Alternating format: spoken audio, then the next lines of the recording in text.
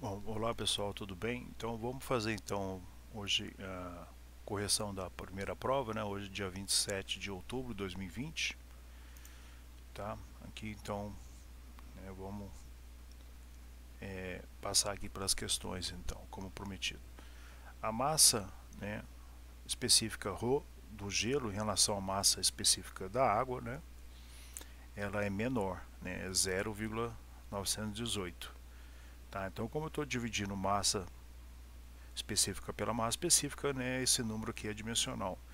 Então ele pede para calcular a porcentagem, né, em porcentagem, né, aumento do volume da água, né, quando ela se solidifica, assim, né? A gente viu lá nas aulas, né, que aumenta-se o volume, né, quando ela se solidifica, né? Vocês lembram disso lá nas aulas? Né, o volume, a gente mostrou lá o gráfico da temperatura em função do volume específico, né? E ao solidificar-se, né, passar da fase líquida para o sólido, né, aumenta-se um pouquinho esse volume. É esse número aqui que está expressando esse aumento de volume, né, na temperatura lá de 0 °C. Até que essa temperatura a gente viu lá quando aumenta muito a pressão, ela pode ter uma pequena variação, não pode? Então, a densidade do gelo, né, em relação à água é 9,918. Então, calcular essa em porcentagem aumento do volume da água, né? Então eu vou designar aqui ρ, né, e ρ1, né, como as massas específicas, tá, do gelo e da água respectivamente, né? Então pela definição, né, ele falou que a densidade do gelo, tá, em relação à água é 0,918, então ρ do gelo pela ρ da água, tá, é 0,918. A gente sabe que a massa específica é a massa, a divisão da massa pelo volume. Da mesma forma, tá, para a água. Então aqui é meu gelo e aqui é minha água, tá? Então eu vou dizer que onde V e V1 representam os volumes, né, em metro cúbico do gelo e da água, tá? Então o que eu vou fazer? Eu vou pegar aqui dessa relação que ele me forneceu e substituir, né, esses valores aqui, né, literalmente, evidentemente, né? Então eu vou jogar ρ aqui em cima no numerador e ρ1, né, que é a massa específica da água, aqui embaixo, tá? E o que acontece? Eu vou ter agora essa relação aqui, ó. Aí como é que faz com a massa? A massa é a mesma, tá? Só teve mudança de fase. Então a massa eu corto, eu vou chegar nessa expressão aqui, ó, tá? Então eu vou ter que 0,918 é igual o volume 1 da água, tá? O índice 1 está referindo-se à água, pelo volume do gelo, tá certo? Aqui vocês podem estar perguntando, tá diferente aqui, professor? A densidade, né? Eu mostrei até uma equação aqui, né? De um certo fluido é a massa específica do fluido dividido pela massa específica da água, tá? Sem querer eu cliquei aqui para. Então, essa massa específica da água, o valor dela é 1000, né? kg por metro cúbico na 4 graus Celsius. Se eu multiplicar aqui em cima por G e embaixo também por G, eu vou ter que a minha densidade do fluido é a relação de peso específico, né? O peso específico, né, é a massa específica do fluido vezes a sua aceleração da gravidade no local que se encontra aquele fluido. Tá? Voltando aqui no exercício. Então eu vou chegar nessa expressão aqui, ó, tá? E aí eu vou isolar o V, tá? Que é o volume do gelo em relação ao volume da água. Então, ρ refere-se ao gelo e ρ1 à água, tá? Como está aqui em cima. Aqui o que eu faço? 1 dividido por 0,918, a mesma coisa que 1,089 vezes o volume da água. Então significa que o volume do gelo, né, é igual, né, a 8,9% do volume da água. Então, se eles são iguais, significa que teve um aumento, né, quando ele se condensou, né, de 8,9%. Então, para que sejam iguais, né, o volume do gelo com o volume da água, né, que é o índice 1, né, eu tive que multiplicar o volume da água por 1,089, que em valores percentuais significa que é em torno de 8,9%. Então isso significa que quando a minha água se solidifica, né, ela aumenta em quase, vamos arredondar, em quase 10% do seu volume. Tá? O V1 aqui então é o aumento do volume da água, tá? A variação do volume da água. Essa é a minha resposta. Aqui eu coloquei com marcados decimal, logo, né, eu coloquei aqui como aproximado. Tá? Então prestar atenção que eu pedi lá, né, com 3 casas decimais. Tá, ok? Não esqueça disso, sempre, né? Aqui inclusive o enunciado também tem 3 casas decimais, tá? Vamos para a segunda questão. Uma turbina é fornecida com vapor de pressão manométrica, tá, de 15 kgE por centímetro quadrado. Aqui muitos vão entrar nos programas e fazer conversão, mas a conversão, né, o ideal é fazer passo a passo, né, tá? Porque aí assim você aprende, né, e procura sempre carregar as unidades para evitar erros nos cálculos matemáticos, né, quando você for fazer por escrito, tá? Então, depois da sua expansão dentro da turbina, ou seja, quando o vapor passa, né, significa que a pressão cai, né, dentro da turbina, né? O vapor passa, então ele sai da turbina e passa por um trocador de calor, que é um condensador, né? Este que é mantido na pressão de vácuo de 710 milímetros de Hg por meio de bombas. Tá? O que acontece? Se a pressão de vácuo é uma pressão abaixo da pressão atmosférica, tá? Então seu valor é negativo. A pressão barométrica, né, é 775 milímetros de Hg. E a pressão de vácuo também é dada em milímetros de Hg. Então significa que eu estou passando para vocês, se eu vou ver aqui na definição de pressão, deixa eu ver se tem a fórmula aqui. Aqui, ó, né? Então aqui está a definição de pressão de um fluido, né? Então, para mim obter a pressão no sistema internacional em Pascal, né, em Newton por metro quadrado, eu tenho que multiplicar pelo peso específico do fluido, tá? Tá, ok? Então ali eu estou dando a pressão em altura de cota, que é o H, que no sistema internacional é em metro. Então eu tenho que passar, né, de milímetro para metro, tá? E eu tenho também que, para me calcular o peso específico, o que é o peso específico? O peso específico está aqui em cima, ó. O peso específico é a massa específica vezes o G, né? Mas o que é a massa específica do meu fluido, né? Então, no caso, se eu tenho altura de cota em mercúrio, eu tenho que obter aqui meu peso, a minha massa específica do meu mercúrio, que é o meu fluido manométrico, tá? Então aqui, né, a gente vai ter que utilizar dessa expressão, porque geralmente a gente conhece da literatura, principalmente para mercúrio, a sua densidade, que é um número adimensional. Então, para mim calcular a massa específica do meu fluido, para calcular a sua pressão em Pascal, eu tenho que multiplicar a densidade do fluido, que geralmente é dada e é adimensional, pela massa específica da água, a 4 graus Celsius. Então, esse valor aqui embaixo é igual a 1000, tá? É isso que eu vou fazer aqui embaixo, então.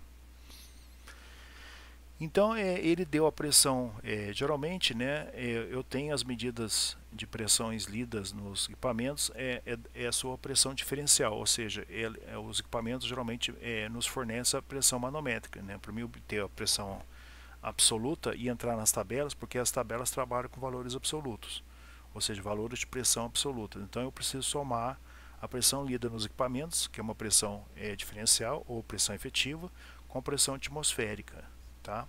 Para obter a pressão absoluta. Então aqui, né, ele faz aqui uma conversão de unidades, tá? Ficou um pouco aqui fora da... Deixa eu dar um espacinho aqui que ficou meio fora da formatação, tá? Então eu tenho que 1 milímetro de Hg, né, da relação conhecida, é igual a 13,6 kgf por metro quadrado.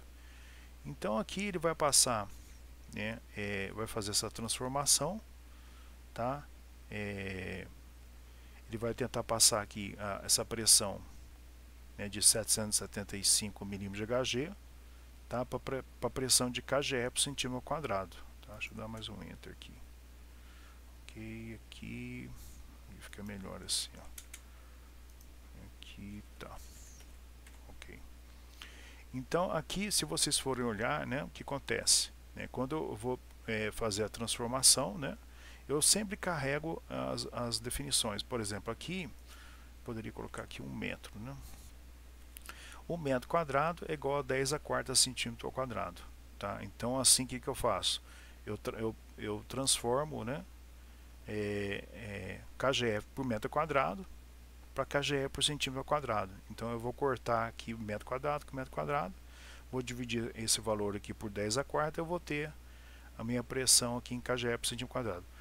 Aqui eu tenho uma transformada direta, né?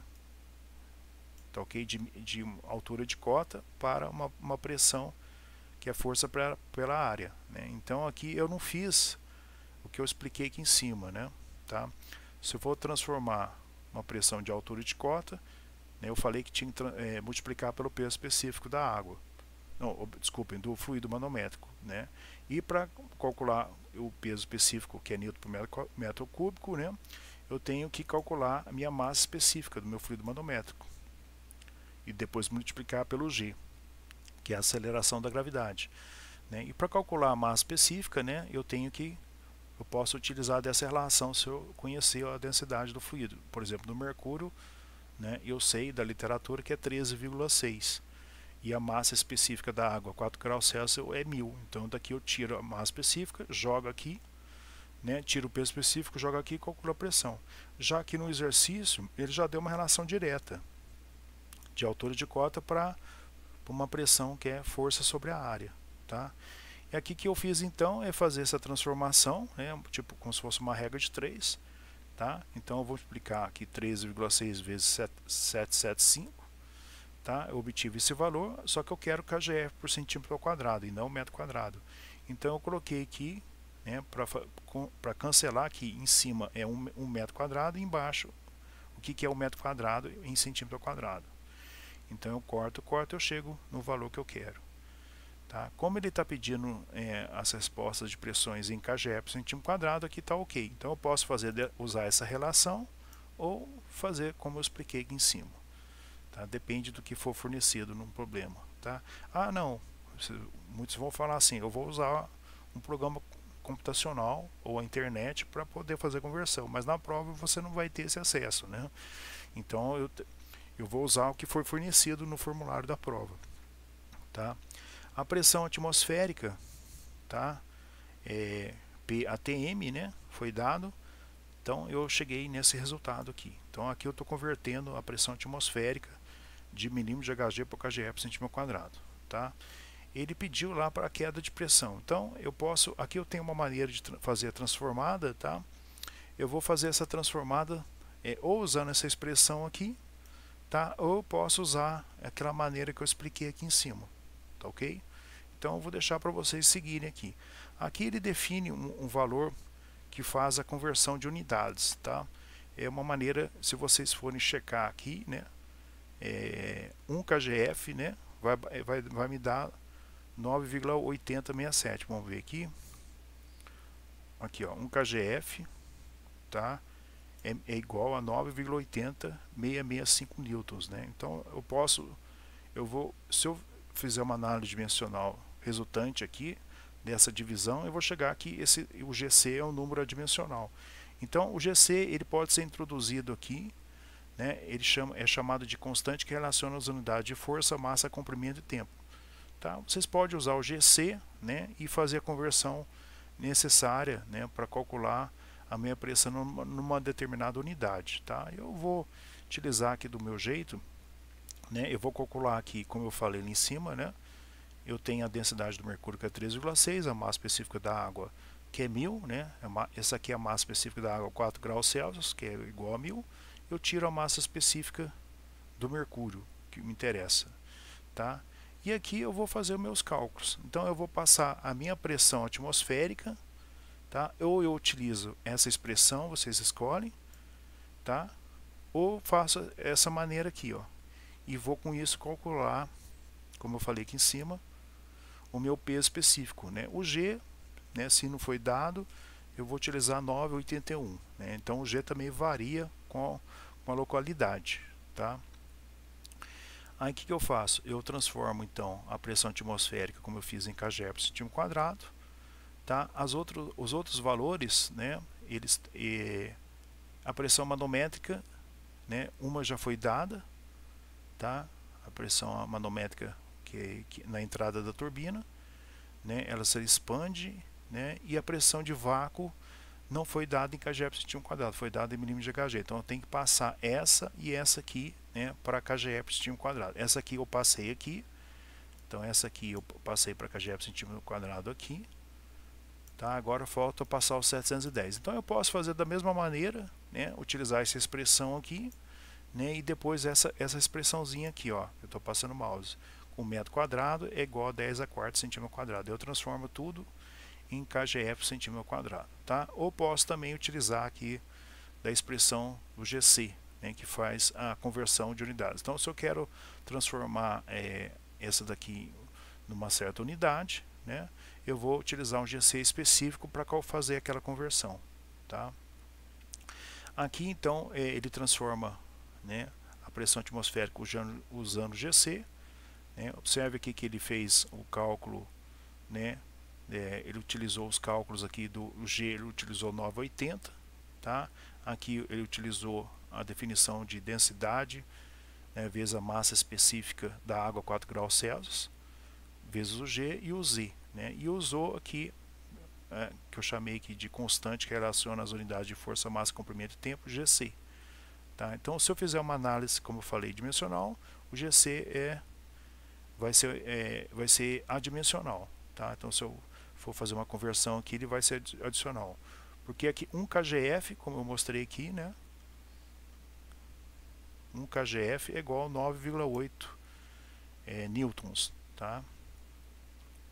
Então, se eu tenho aqui 1 kgf é igual a 9,8 newtons, se eu fizer a análise aqui, cancela. Tá?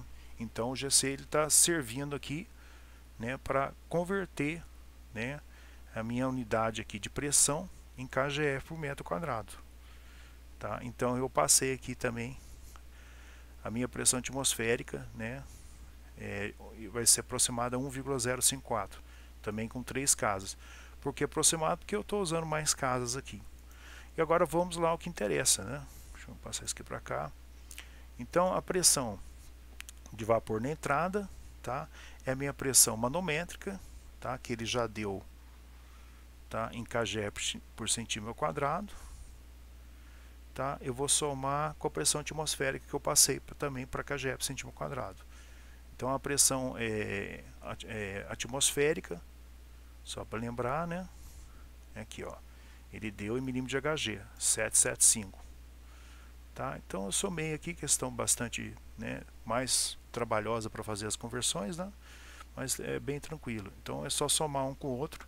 Eu vou ter então a minha pressão com 3 casas decimais em kg por centímetro quadrado. ABS aqui de absoluto. Tá? Então com essa pressão aqui, aí eu vou, se eu quiser, se eu tiver, por exemplo, a temperatura na entrada da turbina a vapor, eu vou conseguir obter todas as outras propriedades termodinâmicas.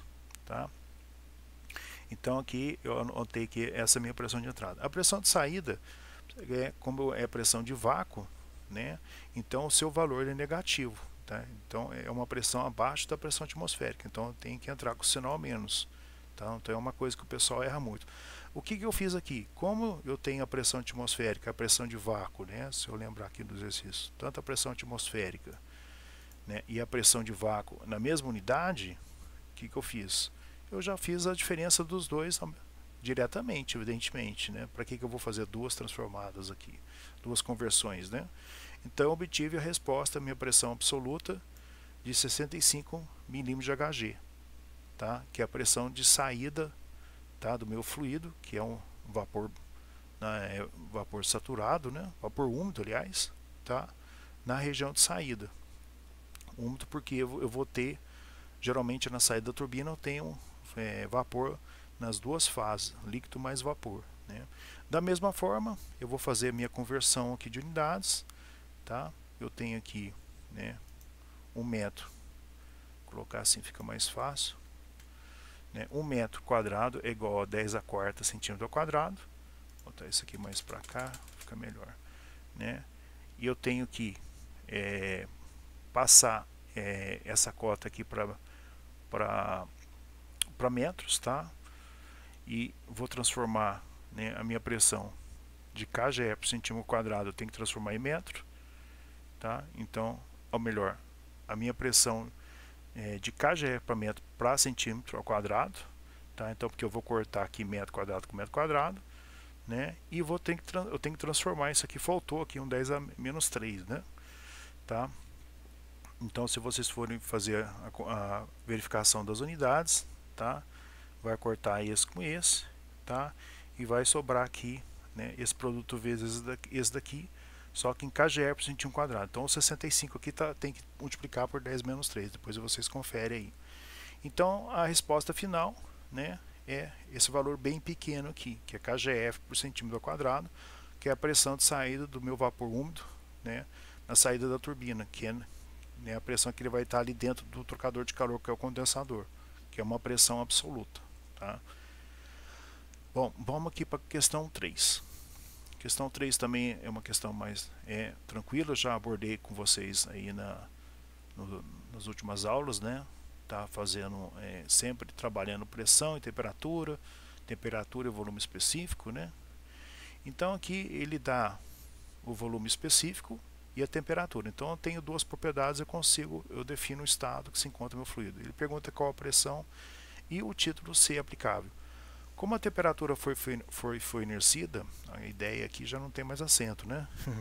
A ideia é entrar na tabela de água saturada, salvar aqui, cuja primeira coluna seja a temperatura. Fazendo isso, observamos que nessa temperatura o volume específico do líquido vale 0,01199 e o volume específico do vapor saturado seco, que é o volume específico para título igual a 1, vale 0,07, né? O valor de 0,05 está entre aqueles dois, então significa que eu estou numa condição de mistura ou água saturada. Então é possível calcular o título, tá? Então, pegando esses valores, tá? E com esse volume específico 0,05 substituindo aqui, e esses valores aqui eu tenho o volume específico para líquido saturado ou para título igual a zero, e o volume específico para vapor saturado seco, né? Aí eu consigo calcular o título deu 63%, tá? A pressão, tá? Se eu tenho, né, se eu estou na região de bifásica, né, para essa temperatura de 225, né, se eu entrar lá no programa, né,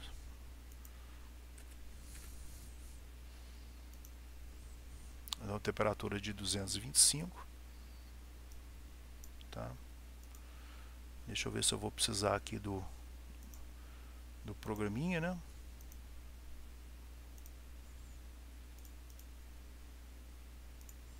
Tá.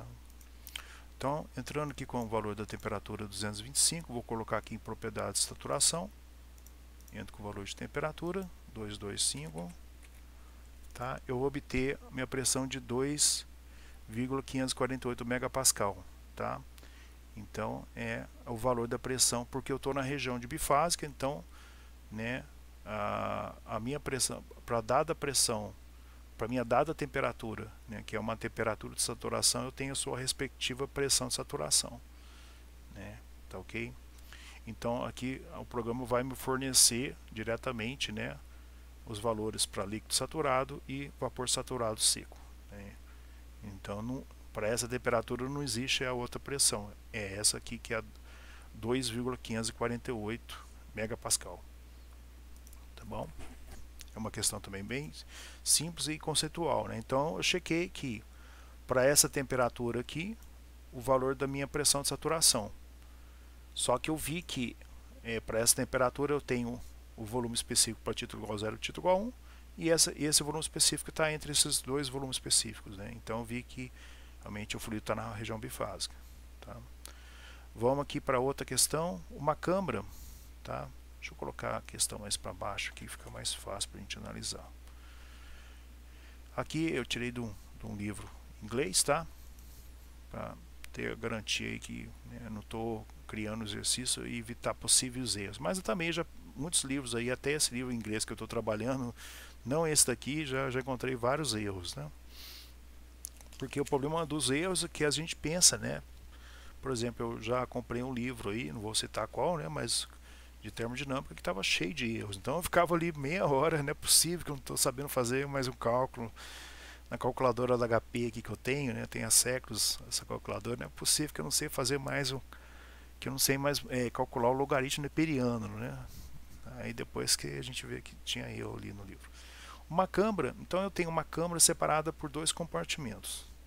Tá? Então aqui uma câmara, aqui uma seção, né? E tem um compartimento que separa em duas seções, 1 e 2, conforme mostra a figura, na qual são mantidas as pressões diferentes. Então aqui eu tenho um manômetro, tá? Que está lendo a minha pressão efetiva dentro da câmara do compartimento 1, e outro manômetro que está lendo, né, a pressão, né, dentro desse compartimento, e um manômetro B que está lendo a pressão aqui dentro.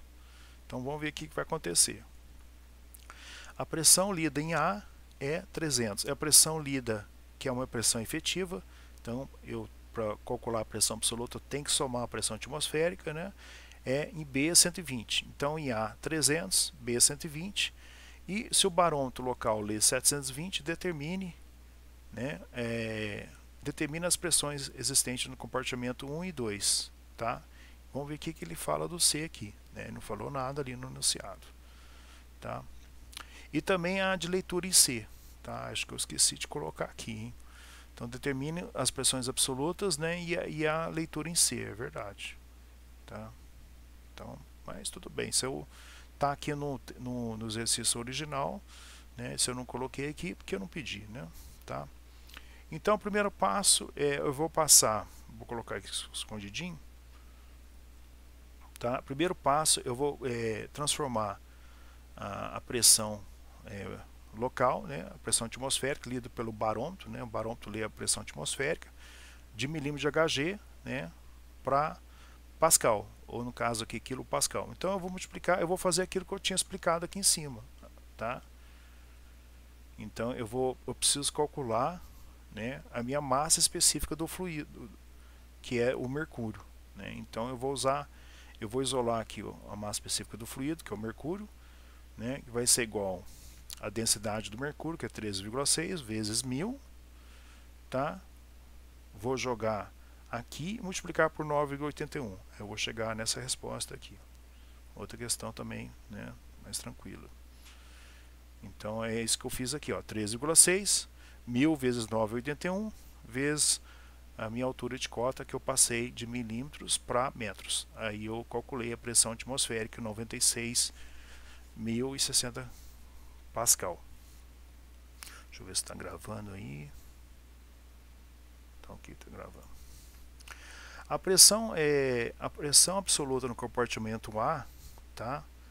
Então ela vai ser, a pressão 1 vai ser a pressão em A mais a pressão atmosférica, tá? Então aí eu calculo a minha pressão absoluta, né, no compartimento compartimento 1, tá? Se a pressão C for 0, tá? Então a pressão efetiva em B seria igual à pressão em A, tá, ok? Evidentemente. Então se eu não tenho nenhuma pressão aqui, tanto negativa como positiva, a pressão efetiva em A é igual a B. Tá? Se a pressão em C, né, for a mesma de A, então B é 0, certo? Tá bem claro isso aí. Consequentemente, a nossa lógica, então a pressão em B é igual a pressão em A menos a C. Né? Se a C não tiver, né, como ele falou aqui em cima, se a C for 0, né, B é igual a A. Ok, faz sentido, né, fisicamente. E a pressão C vai ser igual a pressão A, né? Ele falou se B for 0, né? Então a pressão em C é igual a pressão em A se B for 0. Então também faz sentido aqui na fórmula literal, né? Então se B for 0, A é igual a C. Então PC é igual a PA menos PB. Né? Calculando, PC eu tenho 180, né? Engraçado que eu não coloquei ali, né? Deixa eu ver. Uma câmara tal, determina as expressões absolutas no compartimento 1 e 2. Né? Só pedir P1 e P2 no exercício. Tá? Eu só pedi P1 e P2, eu não pedi PC. Tá? Então a pressão no 2, né, que eu chamei aqui, vai ser P2, né, que é igual a PC mais a pressão atmosférica. Tá? Porque aqui eu estou lendo, eu estou fazendo o cálculo de pressões efetivas. Tá? Então, para me passar o PC, tá, para atmosférica, eu tenho que somar para pressão absoluta, eu tenho que somar a atmosférica. Só que PC vai me dar a pressão aqui, né, de acordo com essas condições, a pressão em 2. Tá? E no compartimento 1, eu vou ter a minha pressão lida em A. Tá?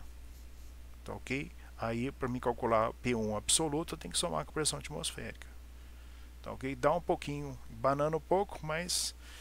Tá? E no caso, na prova, eu pedi apenas P1 e P2. Tá? Então, eu determino as pressões absolutas em 1 e 2. Eu não pedi PC. Tá?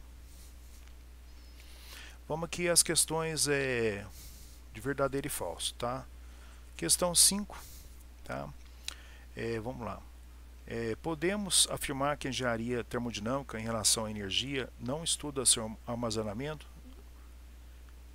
Sim, ela estuda. Falso, né? Sim, ela estuda e procura conhecer seu valor energético, né? Por exemplo, se a gente tem lá o cálculo da entalpia, né? Então, a entalpia é o valor energético, né, para aquele determinado estado, né? A gente viu logo que a entalpia é a energia interna mais o trabalho de escoamento, que é a pressão versus o volume específico, né? Então, essa afirmação aqui é errada, tá? 6. Vou marcar aqui, ó. No processo de quase equilíbrio, tá, a pressão no sistema é constante em todo lugar, em determinado instante. Sim, né? Por isso que ele chama de quase, ele dá o nome de quase equilíbrio, né? Justamente para poder facilitar os cálculos termodinâmicos. A gente viu também que, por exemplo, quando ocorre uma expansão abrupta, né? Vamos supor que eu tenha esse compartimento aqui. Se eu dou um peteleco que rebento essa parte aqui, né, o que acontece? Se no lado 1 eu tenho um fluido e no lado 2 eu tenho vácuo, né, vai ter uma expansão abrupta. Então eu não consigo determinar, né, as condições intermediárias entre o estado inicial e o estado final. Tá? Nesse caso aqui, né, no processo de quase equilíbrio, eu consigo determinar as pressões em todo lugar em um determinado instante. Tá? Ok? Então, esse estado de quase equilíbrio são estados intermediários entre o estado inicial 1 e o estado final 2. 7. Né? Vamos aqui. A massa específica não é uma propriedade constante, não é uma propriedade extensiva. Sim, ela é intensiva, tá? Porque ela é específica. Tá? Então, ela independe da extensão, né? Da massa, tá ok? 8. Então, verdadeiro. Ela não é extensiva, ela é intensiva. Vamos aqui para 8. Um processo, tá, entre dois estados 1 e 2 nunca pode ser considerado estar em regime permanente, uma vez que as propriedades do seu sistema mudam de 1 para 2. Tá? Tá errado. Tá? Tá ok? Então é errado. Tá? Ela pode sim ser considerada, né, no regime permanente. Por exemplo, né, imagine eu tenho o escoamento de um fluido no canal. Né? Então eu tenho a seção 1 de entrada desse fluido e a seção 2 de saída. Então eu tenho estados 1 e 2, por exemplo. Né? Então entre esses dois estados, né, eu posso considerar que eles estão no regime permanente, mas eles têm propriedades diferentes. Tá? Então significa que a cada vez que eu vou ficar batendo uma foto ali, tanto né, numa região como em outra, né, as propriedades não vão mudar, mas elas mudaram, né, com o espaço. Então aqui fala, nunca pode ser considerado estar no regime permanente, uma vez que as propriedades do sistema mudam de 1 para 2. Elas vão mudar, mas elas vão considerar assim no regime permanente. Elas vão estar no regime permanente. Então ele fala que o nunca, né, então é falso. Tá? A 9. A 9 já é parecida com essa daí. Ó. Tá? Uma análise. Pode tirar aqui. Ó. Uma análise uma análise somente numa mudança de estado, numa massa de controle, num conjunto cilindro-pistão com válvula fechada, caracteriza um regime não permanente? É verdade, tá? Por exemplo, imagine, por exemplo, no sistema fechado, né, conjunto cilindro-pistão, né, a pressão em um dado ponto do cilindro varia com o tempo, né, por exemplo. Então, se eu for durante a compressão e expansão, né, eu vou ter um processo que vai variar meu valor da pressão naquele espaço, né, tá? O estado pode variar com o tempo, né? Por exemplo, no acionamento, né, desligamento de turbinas, compressores e motores, né? Então, por exemplo, um exemplo de como que pode variar no tempo, né? Um exemplo clássico é o processo de enchimento de um barril com água, por exemplo. Então, eu tenho um processo aí transiente, tá? Então, é verdadeiro. Tá ok? Vamos para o 10. O volume específico, tô aqui, ó. O volume específico, né, não é uma propriedade intensiva, tá? Então o volume específico ele é uma propriedade extensiva, então é falso, tá? Então se ele é específico ele é uma propriedade extensiva. Toda a propriedade que eu dividir pela massa, né, ela passa a ser intensiva, tá ok? Então se eu dividir pela massa, isso porque, como eu já falei várias vezes, né, às vezes eu não tenho o valor da massa dentro do meu sistema, né? Então por isso que as tabelas nos fornecem valores específicos, né, que são dados pelas letras, né, das grandezas, né, das propriedades em letras minúsculas, tá? Então 11. Um volume de controle pode ser tomado, né, dentro de um sistema fechado. Sim, porque o volume de controle ou sistema termodinâmico é uma região arbitrária que você escolhe onde você quer tomar. Então, se você tomar numa região menor que aquele sistema fechado, você pode considerar ali que está tendo uma entrada e uma saída de fluido. Então, verdadeiro. Já ao contrário, não. Olha aqui, ó. Isso aqui é o contrário da 11. A 12. Um sistema fechado pode ser tomado como volume de controle. Então, um sistema fechado, tá ok? Ele pode ser tomado como volume de controle? Não, ele não pode, porque você já está considerando que ele não tem vazão mássica, né? Por isso que você adotou ele como sendo o sistema fechado. O volume de controle seria um sistema com menos restrições, né? Um sistema aplicado a tudo, né? Se você considerou que, se você está trabalhando com um sistema fechado, é porque não tem vazão mássica, então ele não pode ser considerado como volume de controle, né? Que é o caso do cilindro-pistão, né? Então é falso. Então não pode aqui, né? Então, como ele falou que pode, então é falso. Vamos aqui para o 13, tá? 13, uma turbina a gás sempre trabalha no regime permanente, tá? É mentira, tá? Então ela pode trabalhar, é falso. Ela pode trabalhar no regime de não permanente também. Geralmente as turbinas, muitos equipamentos trabalham no regime permanente. Mas quando que ela vai trabalhar no regime não permanente? Na fase de acionamento da mesma ou desligamento, tá? Então é falso. Vamos aqui para 14. Um evaporador que faz parte ali da geladeira, né? É um equipamento que faz parte da geladeira, né? Ele faz parte de um ciclo de refrigeração numa geladeira doméstica, né? Tá? Deixa eu ver o que está errado aqui. Ah, tá. Um evaporador faz parte de um ciclo de refrigeração de geladeira doméstica. Sim, faz parte, é verdadeiro, tá? Ok. 15. A termodinâmica estatística, né? Opa, deixa eu aqui. A termodinâmica estatística pode também ser denominada como termodinâmica clássica devido à sua complexidade, né? É falso, não tem nada a ver uma coisa com outra, né? Porque uma coisa não é por aí, né? A termodinâmica estatística ela se preocupa, né, diretamente com a estrutura da matéria, né? Ela é caracterizada por meios estatísticos, né? E onde o comportamento médio das partículas que compõem o sistema, né, e relaciona mesmo com o comportamento macroscópico, né, observado do sistema, né? Então a termodinâmica estatística, né, ela é aplicada em escoamentos de gases, altas velocidades, outros tipos de fluidos, plasmas, né, lasers, etc. Né, mas não tem nada a ver assim. Ela pode ser também denominada como termodinâmica clássica devido à sua complexidade. É uma frase que não tem nada a ver o sentido, são coisas diferentes, né? Então a termodinâmica clássica ela tem uma observação macroscópica, né, do comportamento de um sistema, né? Já a termodinâmica estatística tem uma visão microscópica, né? Tá? A 16. Deixa eu virar aqui. Numa central termoelétrica, né? A turbina, né, aciona um gerador elétrico, tudo bem, tem, através do escoamento da água na fase líquida, né? Primeiro que é o escoamento da fase líquida, né? Se for turbina a vapor, né, na saída você trabalha com o escoamento bifásico, né? E para acionar o gerador elétrico, né, é acionado através de um eixo mecânico, né, um acesso mecânico, né, um eixo que faz a conexão, não através da água.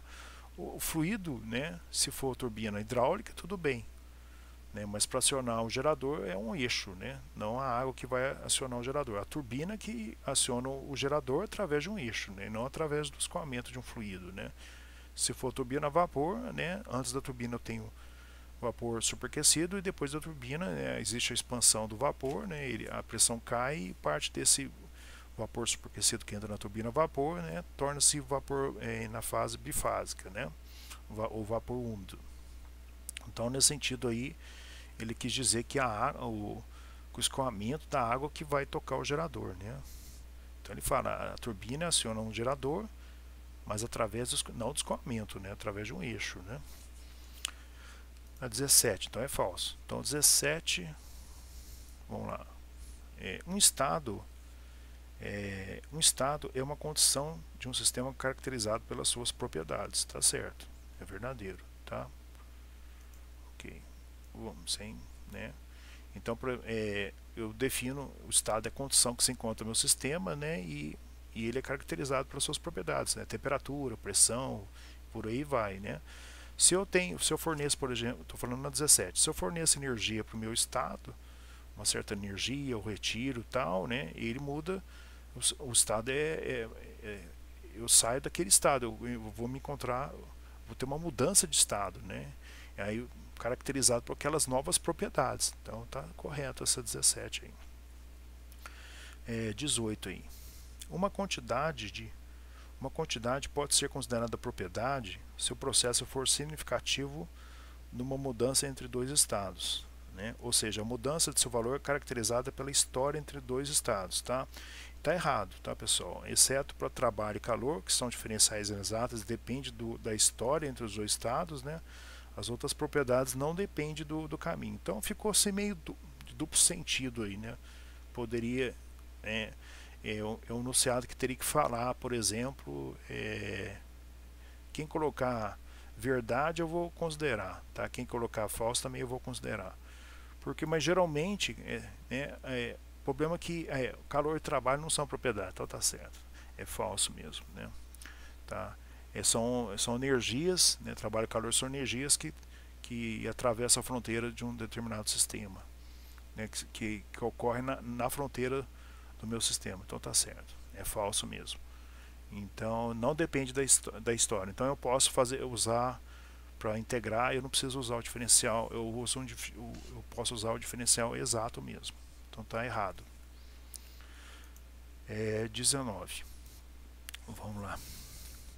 Um ciclo termodinâmico é uma sequência, tá, de processos que se inicia e termina no estado quase próximo ao inicial, não havendo mudança líquida ao longo do ciclo. Então está errado porque ele vai voltar no mesmo estado inicial, tá ok? Então a gente até viu lá, né, a primeira lei para ciclos, né? A variação da energia interna, né, que a gente viu para sistemas fechados, a variação da energia interna, né, no ciclo, né, ela é nula, né? Então a gente viu da primeira lei da termodinâmica para ciclos, né, que é integrar o ciclo da diferencial inexata do trabalho é igual ao integral ciclo da diferencial inexata do calor. Tá? Então é falso. Vamos aqui para 20. Tá? Vou deixar escondido aqui. A 20, né? Uma propriedade intensiva, tá? Por exemplo, o volume específico, que é uma propriedade, pode mudar no tempo, tá? Mas jamais variar espacialmente dentro de um volume de controle. Está errado porque é o caso, esse aqui é um caso clássico, né, do fluido que está em expansão dentro de uma turbina, né? Então, as propriedades estão variando, né? O que acontece? Quando eu tenho meu vapor superaquecido na entrada da turbina, ele tem um valor alto do volume específico. À medida que o vapor superaquecido vai passando na turbina, vai haver uma expansão, vai cair na temperatura, vai cair na pressão, e o que acontece? Né? Vai começar a aparecer o volume específico, ele é inverso da massa específica. Então o que acontece? A minha massa específica vai começar a aumentar, né? É quando eu vou, meu fluido vai se condensando, né? A massa específica do ar é 1,2, a massa específica da água é 1000. Então na entrada da turbina eu tenho a massa específica valores baixos ou volumes específicos altos, e na saída, quando começa a condensar, eu vou ter a minha massa específica do meu fluido vai aumentar, né? E o meu volume específico vai diminuir, né? Então está errado isso aí, tá? É uma afirmação errada. Vamos para 21. A energia é uma propriedade extensiva, tá certo, porque ela depende da extensão do meu sistema, né? Então a energia a gente viu lá, por exemplo, energia potencial, né? É só lembrar da fórmula, massa vezes o G vezes a altura. Então, como depende da massa, né? Eu já fiz até um exercício lá nos primeiros dias de aula, né? Como naquele texto em inglês. Como depende da massa, né? Se eu dividir, né, meu sistema pela metade, a energia também cai pela metade, justamente pela fórmula, né? Por exemplo, a energia potencial é a massa vezes o G vezes a altura de 4. Então é verdadeiro. 22, tá? Suponha água escoamento no tubo, tá? Parte desse tubo é considerada como volume de controle, tá? Essa parte é composta por duas paredes, entre as quais o fluido escoa. Tá? Se isolarmos essas paredes, portanto, esse sistema se trata de um sistema isolado, né? Não tem nada a ver isso, né? Porque então ele fala assim que tem duas paredes nas quais o fluido se escoa. Se isolarmos essas paredes, portanto, o sistema se trata de um sistema isolado. Primeiro que não vai ter um isolamento perfeito, né, da minha tubulação, sempre vai ter uma perda ali de calor, seja por condução, convecção ou até por radiação. Não vai haver um isolamento perfeito, né? Tá? E segundo também, né, que se ele fala que é um volume de controle, está escoando a água, vai ter uma entrada e uma saída. O sistema isolado ele não tem nenhuma interação com o meio externo. Então também está errado, porque não existe um sistema isolado perfeito e também porque ele próprio mesmo falou que está escoando o fluido. Então é um sistema que tem uma entrada e uma saída. Tá? Pela definição de sistema isolado, ele não tem nenhuma interação, ele está quietinho na dele ali, né? Ok? Vamos ali para 23. Se considerarmos um sistema sendo tomado no contorno externo de um refrigerador, tá? Então eu tenho um refrigerador, tá? E eu vou tomar meu sistema, né, termodinâmico, no contorno externo desse refrigerador, uma geladeira. Tá? Esse sistema é um sistema fechado? A resposta é sim, porque como eu tomei meu sistema envolvendo a parte externa do refrigerador, então, né, se eu tivesse adotado meu sistema numa parte específica, onde está passando fluido refrigerante, que na geladeira utiliza-se um fluido refrigerante, né, aí sim eu teria, por exemplo, um sistema de volume de controle. Como eu adotei a parte mais externa, né, eu não vou ter nenhuma transferência, né, de energia, né, ou de fluido, ou escoamento de um fluido, né, não vou ter nenhuma entrada ou nenhuma saída de escoamento, né. Aí muitos podem perguntar assim, essa questão aí pode ter transferência de perda de calor, pode, Mas assim, do ponto de vista de exercício, ele quis dizer que ele quis adotar um contorno que não faz sentido, né? Ele quis dizer que você adotando um sistema que envolva a parte externa de uma geladeira não tem sentido isso para um estudo termodinâmico, né? Para um cálculo de engenharia, tá? Você pode dizer que depois de uma distância que você adotou próximo à geladeira, pode ainda ter a transferência de calor, tudo bem, mas aí, né? Mas do ponto de vista assim, didático, né, não faz sentido eu adotar um sistema termodinâmico que contorne o sistema de geladeira. Eu não vou conseguir fazer nenhum estudo ali, né, porque quando eu adoto um sistema, né, mais focado, como se estivesse dando um zoom no certo equipamento do meu sistema, ali eu vou conseguir mensurar, né, um dado valor de pressão, um dado valor de temperatura e calcular, né, perda de calor, né, energia elétrica consumida e por aí vai. Então é verdade. Então o sistema é considerado como sendo fechado, né? E a última questão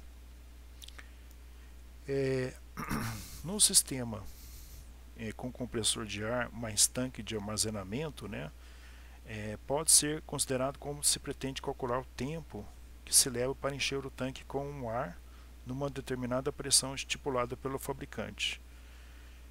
Então ele quis dizer assim que esse sistema é um exemplo de um sistema em processo transiente, não regime permanente, né? Então é o caso típico que eu mostrei lá, né, lá no outro item, né, que é o caso tipo de um enchimento, né, por exemplo, de um processo de enchimento de um barril com água. Tá? É o mesmo caso aí do item 24, né? Esse do barril, do processo de enchimento de um barril de água, foi o caso que eu falei da questão número 9. Tá? Então, se vocês pegarem lá no livro do Moran Shapiro, agora eu não anotei a página aqui, né? Até peço desculpa, mas se vocês forem ver lá processo transiente, acho que deve estar no capítulo 4. Acho que é no capítulo 4. Tá? Então vocês vão ver lá que como eu estou no processo transiente, né, de enchimento de um certo tanque, né, eu não estou no regime permanente. Então esse meu problema é o tipo de problema transiente. Então eu não posso considerar que a minha vazão mássica é constante. Então a vazão mássica a gente viu lá que é kg por segundo. Se ela for constante, então o meu sistema termodinâmico, que é um volume de controle, ele se encontra no regime permanente. Então a vazão mássica de entrada é igual a vazão mássica de saída, que não é esse caso. Então a variação da massa do volume de controle é igual, né, a vazão mássica de entrada menos a vazão mássica de saída. Então depois vocês procurem lá no livro do Moran Shapiro, né, ele faz um gráfico, né, do enchimento de um tanque, né, até uma certa altura. Então ele faz um gráfico, né, do enchimento desse tanque com enchimento de água, né, em função do tempo, né. Então você vai ver que essa é uma parábola, né, é como se fosse um gráfico, né, de uma curva E elevada a x, né, é como se fosse uma exponencial. Em torno de 120 segundos ele tende a ficar constante, né. Tá? Então é verdadeiro aqui, então. Tá? Então no sistema com compressor de ar mais um tanque de armazenamento de ar pode ser considerado como sistema, né, quando se pretende calcular o tempo que se leva para encher um tanque com o ar numa determinada pressão estipulada pelo fabricante. Tá? Então é verdadeiro isso, né? Então nesse caso, né, eu tenho um sistema termodinâmico que se encontra em processo transiente ou no regime não permanente, não num equipamento, por exemplo, como uma turbina, que geralmente trabalha no regime permanente, né? Lógico que ela tem quando você aciona ela e quando você desliga ela, ela trabalha no regime também transiente, a turbina. Mas nesse caso aqui é um sistema específico, né? Tanto para encher o tanque de ar, ou também na questão 9 lá, né? Que eu tenho, por exemplo, que eu citei, né? Por exemplo, lá, que eu tenho um processo de enchimento de um barril com água. Tá ok, pessoal? Então espero que tenha contribuído com vocês, espero que vocês não tenham tido dificuldade em algumas questões aqui. Eu coloquei, são questões, acredito eu, bem sem apenas conceitos simples, né? Por exemplo, a primeira teve mais uma questão para pensar um pouquinho, né? A gente abordou, né, essa questão de fluidos que se dilatam na solidificação e que se contraem, né? A água é um caso típico que se aumenta, né, o volume na solidificação. A questão 2, né, o conceito de pressão atmosférica, pressão absoluta, pressão efetiva e conversão de unidades, tá? A questão 3, né, eu trabalhei com vocês lá nos exercícios, né, utilizando as tabelas termodinâmicas, né, tá ok? Para calcular, definindo duas propriedades que vão definir o estado, tá? Então o conceito de se verificar se eu estou numa região bifásica ou não, tá? A gente trabalhou com vocês aí, a questão 3, acho que foi uma das últimas aulas, tá? Que eu fiz vários exercícios nessa linha aqui, dado volume específico de temperatura ou pressão em temperatura, calcule a pressão, calcule o título. E a pressão 4 também envolvendo conceitos de pressão absoluta, efetivas, né? E também a gente abordou, eu acho que eu abordei essa questão no início do curso, não tenho certeza não, tá? Tá ok? Então até mais, então um abraço a todos aí, tudo de bom.